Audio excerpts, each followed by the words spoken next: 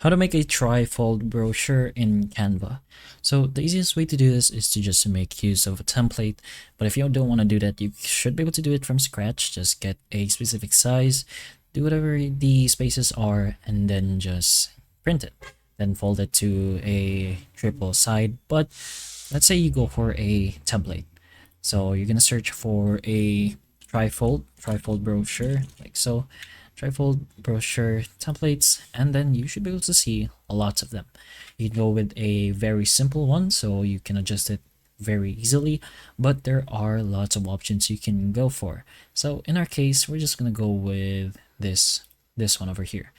So it's a psychology information brochure. Just go ahead and press on customize template, and then you'll be able to change it to however you want. So this should just be the front page, and then you have the back page over here.